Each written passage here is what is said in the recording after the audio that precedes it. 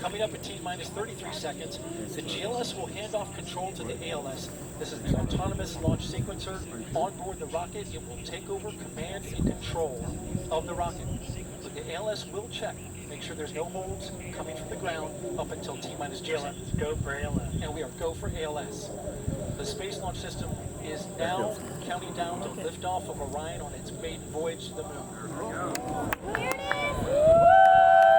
No longer cycle the count. Oh my word. Sound suppressor. Daylight out here now. Hydrogen burn-off igniters initiated. 7, 6, 5. 4-stage engine start. 3, 2, 1. Boosters in ignition. And liftoff of Artemis 1. We rise together back to the moon and beyond.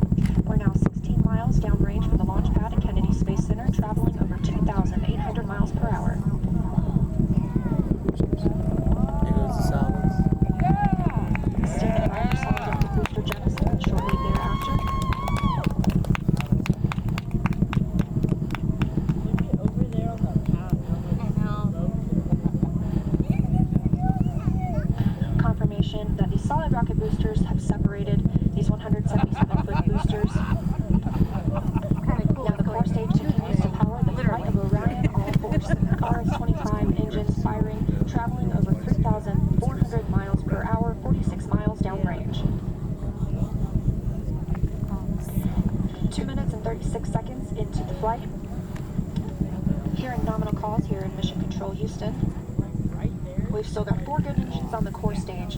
Next up, we'll be looking for the service module fairing to separate. This is 3 15 by 15 foot fairing panels, providing structural support, protecting the service module. Those will separate at about 3 minutes and 11 seconds into flight, and very shortly thereafter will be followed by the launch abort system separation.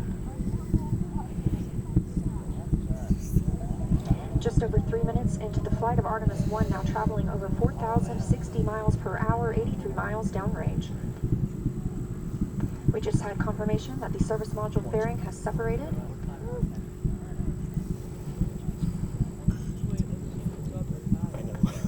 And that the launch abort system pyros have fired, separating those from Orion as well. For future crew members,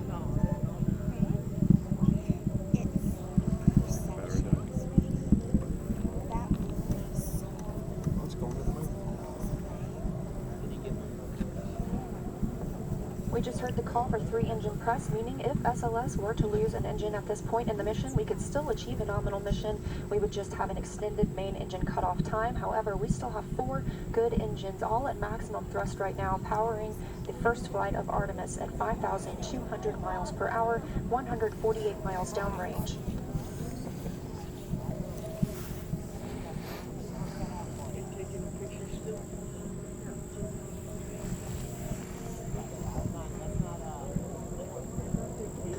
4 minutes and 16 seconds into the flight of Artemis 1.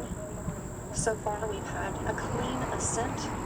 We saw those solid rocket boosters jettison about 2 minutes and 11 seconds after liftoff. Shortly after, we have the service module panels, fairings separate, as well as the launch abort system. The launch abort system was inert for this flight, except to perform this separation. Those 4 core stage engines will continue to fire and power the flight of Artemis 1, now traveling over 6,800 miles per hour, 229 miles downrange. Booster flight controller reports that the engines are looking good.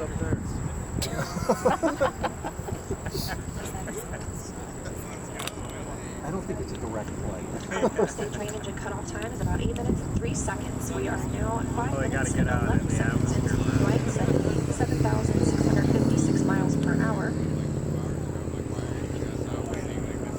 Again, 4 good core stage engines, those 4 RS-25 engines. Aren't you glad he came now, Jerry? Yes, I am. The last time those core stage engines flew, they were taking space shuttles to orbit. Now with upgraded capabilities, they are launching the future of human spaceflight.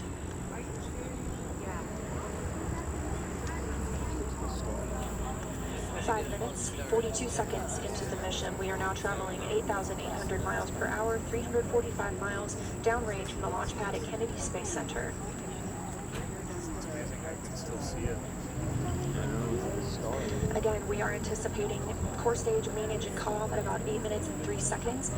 And about 10 seconds later, we'll see core stage separation, at which point Orion and the interim cryogenic propulsion stage will be flying free.